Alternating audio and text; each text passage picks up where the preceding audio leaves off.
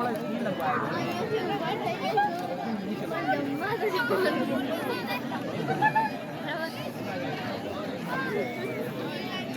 यार, इतना बड़ा टावर खड़ा करा दिया, स्क्रीन नहीं खड़ा करवा पाएंगे, ऐसे इंजीनियर होता है। स्क्रीन रेक्टेंगल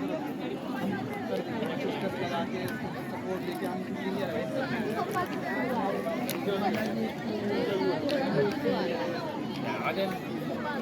होगा।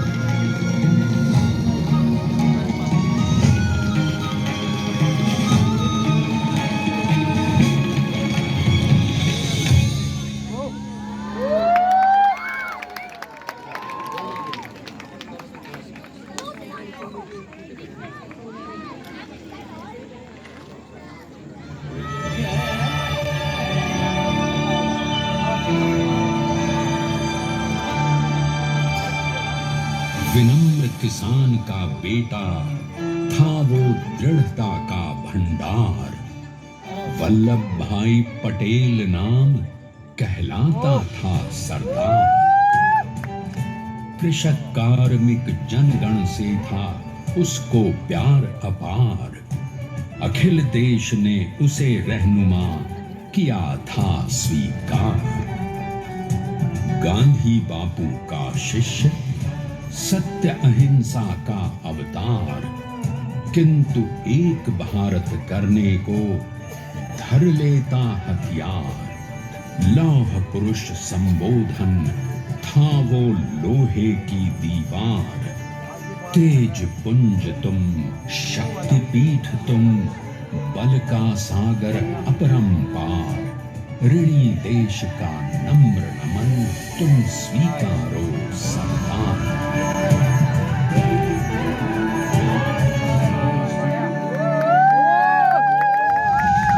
1857 में अंग्रेजों को ललकारने वाले पहले स्वतंत्रता संग्राम के एक सक्रिय सिपाही थे झवेर भाई पटेल। करमसद गांव के इस बहादुर देशभक्त किसान और उनकी पत्नी लाडबाई के 5 बेटों और 1 बेटी में से चौथे पुत्र थे वल्लभ भाई। बालक वल्लभ ने करमसद के बाद नडियाद से अपनी हाई स्कूल की शिक्षा पूरी की। फिर 13 साल की उम्र में उनकी शादी भी हो गई छोटी सी झवेरबाई से। 2 बच्चों, बेटी मणिबेन और बेटे डाया भाई को जन्म देने के बाद झवेरबाई असमय ही चल बसी। सदी बदलने और 20वीं सदी आने पर उनका जीवन भी एक चमत्कार की तरह बदला। प्लीडर का इम्तिहान पास करके वो वकालत करने लगे। पहले गोधरा, फिर आणंद और उसके बाद अहमदाबाद में। मगर जल्द ही वकालत छोड़कर वो बैरिस्टर बनने की इच्छा से इंग्लैंड चले गए। लंदन में बैरिस्ट्री में अव्वल आने और वजीफा जीतने वाले वो अनोखे भारतीय थे। अब तो अहमदाबाद की वरिष्ठ अदालत में बैरिस्टर पटेल की जिरह और जीतों की धूम मच गई।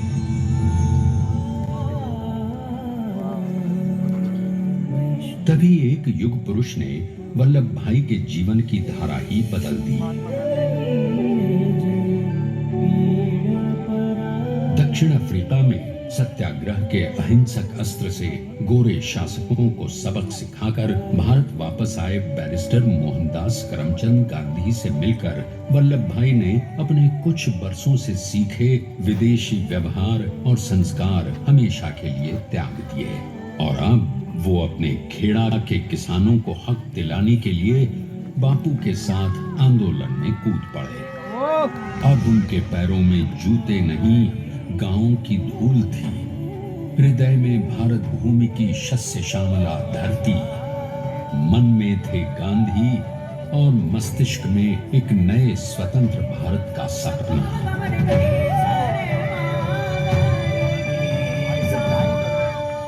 तभी बारडोली के मजबूर मजलूम किसानों की यातना का समाचार उनके पास पहुंचा। तुरंत वल्लभ भाई वहां पहुंचे और यूं शुरू हुआ भारत का सबसे बड़ा और सफल किसान आंदोलन बारडोली।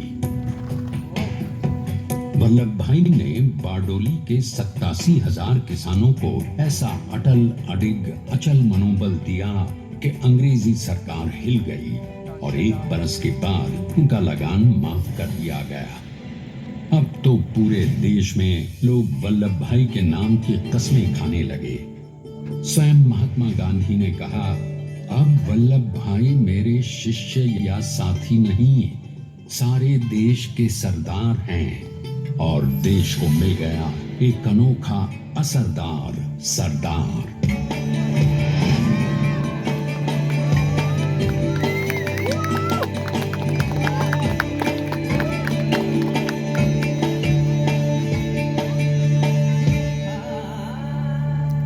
सरदार पटेल के नाम और देशभक्ति से अंग्रेज डर कर कांपने लगे। 1930 के नमक सत्याग्रह और दांडी कूच में वो बापू से भी पहले गिरफ्तार किए गए। तो सन 1932 में फिर उन्हें बापू के साथ ही जेल में 2 सालों के लिए डाल दिया गया। मगर आजादी के दीवानों को, स्वतंत्रता के परवानों को कौन गिरफ्तार कर पाया है। जेल से छूटते ही सरदार को कांग्रेस के नए राष्ट्राध्यक्ष पद पर चुना गया और उनकी सरपरस्ती में राष्ट्रवादी भारतीयों ने तमाम ब्रिटिश सूबों में जीत हासिल कर वहां अपनी स्थानिक सरकारें बनाई। किंतु सरदार का सपना केवल सरकार बनाना नहीं था। उनका स्वप्न तो था एक ऐसे नए भारत का जहां हर रंग, हर रूप, हर जात मजहब तबके का हिंदुस्तानी एक साथ मिलकर एक ऐसा नया भारत बना सके जहां पूर्ण स्वराज के साथ सारे समाज को गरीबी, अशिक्षा, छुआछूत से भी आजादी मिल जाए। इसकी पहली रणनीति थी भारत को अंग्रेजों की गुलामी से आजादी, ताकि भारत के लोगों की अपनी सरकार सबके साथ और सबके विकास के लिए काम कर सके। बापू की अगुवाई में अब देश ने अंग्रेजों को अंतिम चेतावनी दे दी, करेंगे या मरेंगे, क्विट इंडिया, अंग्रेजों भारत छोड़ो। बस फिर क्या था, संघर्ष की रणभेरी बजी। 3 सालों के लिए सरदार पटेल को भी सत्याग्रही नेताओं के साथ जेल में ठूंस दिया गया। 2 सालों के बाद अंग्रेजों को बापू के सभी शिष्यों और साथियों को छोड़ना पड़ा।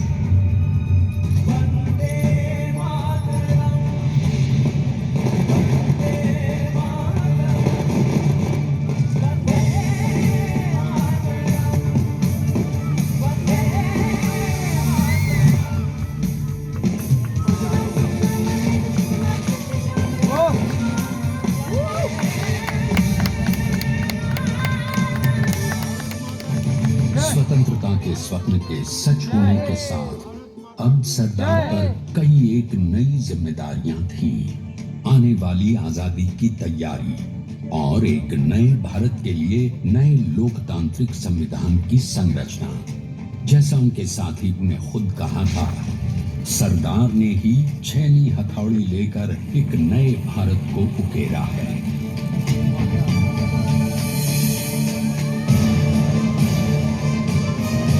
स्वाधीनता तो प्राप्त हुई, लेकिन खंडित भारत में भी उठते विभाजनवादी अंधकार को अभी दूर करना था। जब देश के खंड खंड होने का भय उत्पन्न होने लगा, तो सरदार ने निर्भय होकर खुद अपनी केंद्र सरकार और साथियों को भी चुनौती दे डाली और जम्मू कश्मीर को बचाने के लिए सारे देश का आकाश वायुयानों से भर गया।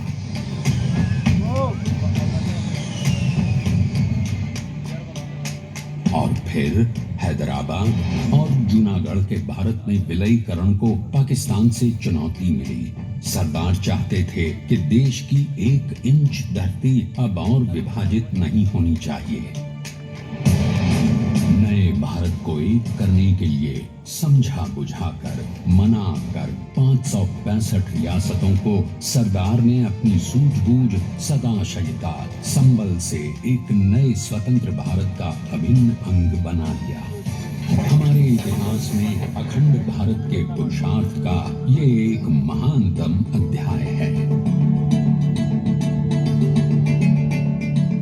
जैसा उन्होंने स्वयं कहा था, हमें नए धागों को पुराने ताने बाने में ऐसे पिरोना है कि एक दूसरे में गुंथ जाए और बेहतरीन बनावट वाला एक नया भारत उभर कर सामने आ सके।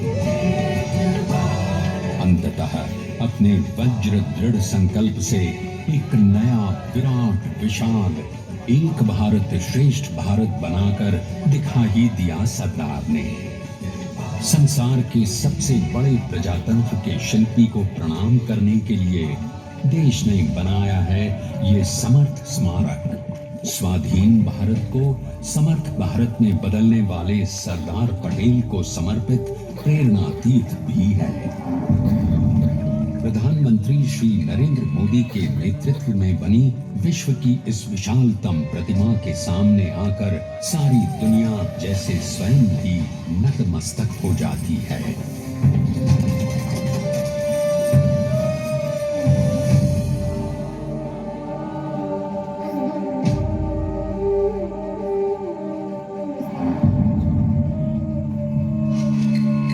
देश को बना गया वो अमित अटल,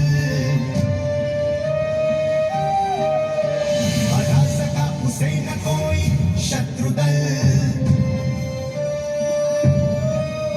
चट्टान के समान सा पुरुष प्रबल, स्वदेश का सम्मान है, पटेल तो स्वदेश का सम्मान है, पटेल तो स्वदेश का सम्मान है, पटेल तो स्वदेश का सम्मान है।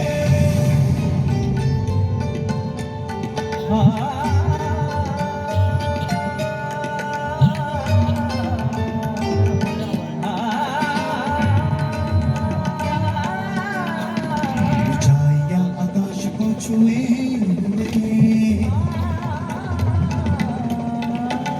गहराइयां समुद्र के लिए हुए, कदम अडिग जमीन पर जमे हुए। पटेल अपनी आने वाली शान है, पटेल अपनी आने वाली शान है, पटेल तो स्वदेश का सम्मान है, पटेल तो स्वदेश का सम्मान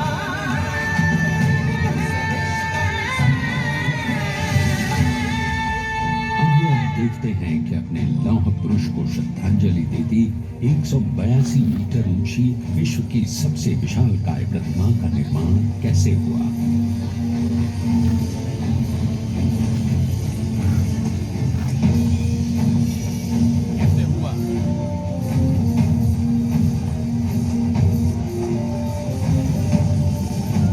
गगन चूमती की इस अद्वितीय अभूतपूर्व प्रतिमा को बनाने के लिए सबसे पहले नदी पर 4,500 क्यूबिक मीटर का राफ्ट बना और फिर सीधा 600 फीट का कंक्रीट का कोर बनाया गया।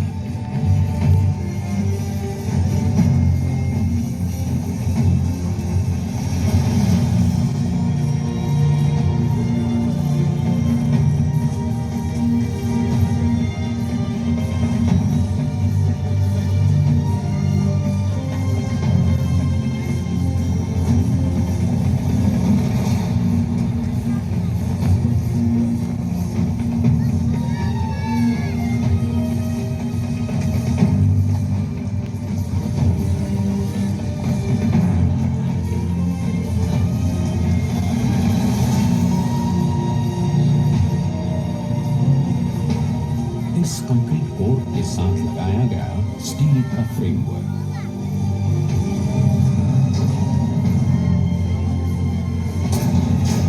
और फिर इस फ्रेमिंग पर 6,500 ब्रॉन्ज के पीसेस लगाए गए।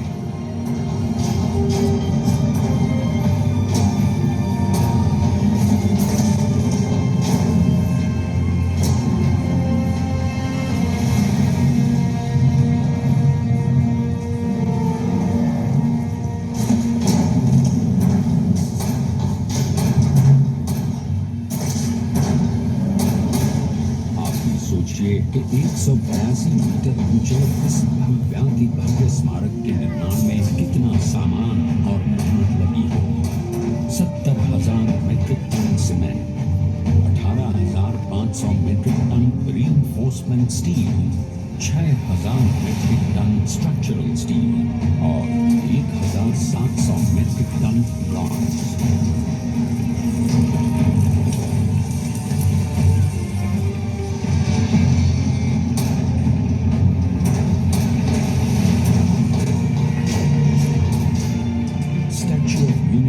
आज एक वर्ल्ड आइकॉन है और इसे मुमकिन बनाने में एक सेकंड भी ब्रेक लिए बिना देश भर की टीम्स ने 24/7 काम किया।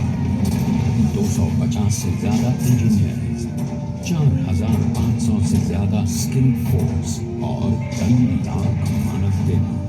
हम गर्व से कह सकते हैं कि कुल मिलाकर स्टैच्यू ऑफ यूनिटी के निर्माण में 95% माल सामान, मजदूर, इंजीनियर्स और एक्सपर्ट्स थे भारतीय। जानते हैं कि 182 मीटर ऊंची इस भव्य प्रतिमा को बनाने में कितना समय लगा? डिजाइन के लिए 12 महीने और निर्माण के लिए 34 महीने, यानी कुल मिलाकर केवल 46 महीने।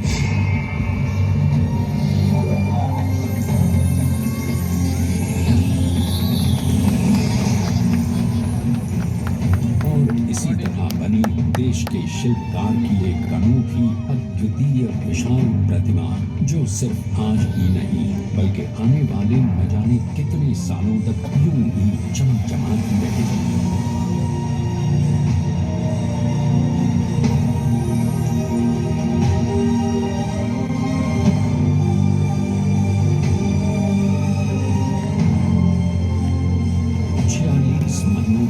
लगातार बिना रुके एकजुट होकर न जाने कितनों ने परिश्रम किया और उनका साथ दिया भारत की 125 करोड़ जनता। और तभी मुमकिन हो पाया एक ऐतिहासिक निर्माण जो आज कहलाता है भारत की नई पहचान। स्टैच्यू ऑफ यूनिटी, विश्व की सबसे ऊंची प्रतिमा। सरकार ने अपनी गंभीरता, शालीनता और दूरदर्शिता से भारत को संगठित करने के असंभव कार्य को संभव कर दिखाया। आइए आज हम सब उन्हीं की महिमा में विश्व के सामने एक उदाहरण रखें, क्योंकि ये ही भारत को श्रेष्ठता के मार्ग पर ले जाएगा। हमारा कर्तव्य ये है कि हमें निश्चय कर लेना चाहिए कि हमें हिंदुस्तान में जितने लोग हैं सबको मिल मिल के भाई भाई की तरह के रहना है। स्टैच्यू ऑफ यूनिटी एकता की प्रतिमा और श्रेष्ठता का प्रतिबिंब है। एक पहल है इस अखंड भारत भारत को श्रेष्ठ भारत बनाने के सपने को पूरा करने के लिए एक पुकार है हम सबको एकजुट होने के लिए। एक आंदोलन है भारत को सबसे आगे ले जाने के लिए, श्रेष्ठ बनाने के लिए। आपके योगदान और विश्वास से ही बनेगा एक भारत श्रेष्ठ भारत। एकता का स्मारक है, एकता का संदेश है कि भाषा अनेक, भाव एक, राज्य अनेक, राष्ट्र एक, पंथ अनेक, लक्ष्य एक, बोली अनेक, स्वर एक, रंग अनेक, तिरंगा एक, समाज अनेक, भारत एक, रिवाज अनेक, संस्कार एक, योजना अनेक, मकसद एक, कार्य अनेक, संकल्प एक, राह अनेक, मंजिल एक, पहनावा अनेक, सीमा एक, चेहरे अनेक, मुस्कान एक। ये एकता का संदेश लेकर के हम चले। और भाइयों बहनों, भारत की विशेषता है विविधता में एकता। यही भारत की